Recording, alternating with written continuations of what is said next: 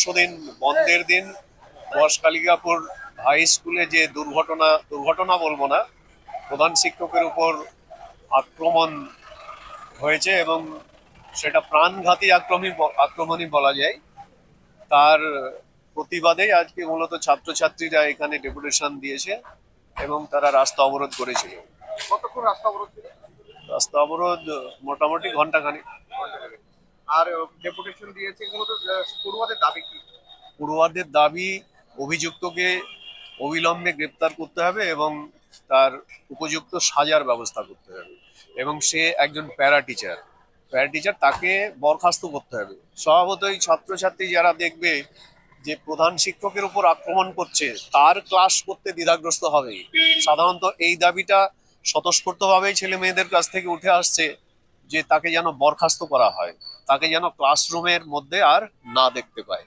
অর্থাৎ যেখানে এটা শিক্ষক স্বতঃস্ফূর্ত একটা আন্দোলন। যেখানে শিক্ষক আক্রান্ত সেখানে আতঙ্কিত পড়ুয়ারা। অবশ্যই অবশ্যই। আচ্ছা, থানায় লিখিত অভিযোগ দায়ের করা হয়েছে?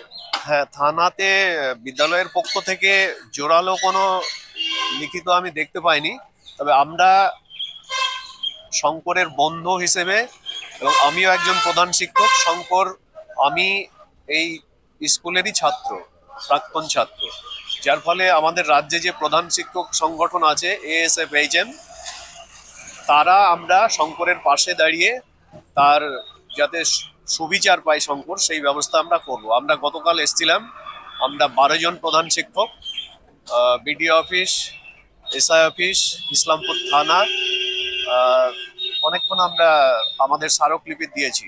অভিযুক্ত কি গ্রেফতার হয়েছে? না, এখনো গ্রেপ্তার হয়নি। পুলিশের ভূমিকা নিয়ে প্রশ্ন উঠছে। পুলিশের ভূমিকা নিয়ে আমি এখনই প্রশ্ন তুলছি না, কারণ গতকাল থানায় আমরা প্রায় 1 ঘন্টা সময় দিয়েছিলেন উনি, এবং তার সদিচ্ছার অভাব আছে বলে আমার অন্তত মনে হচ্ছে না আপাতত।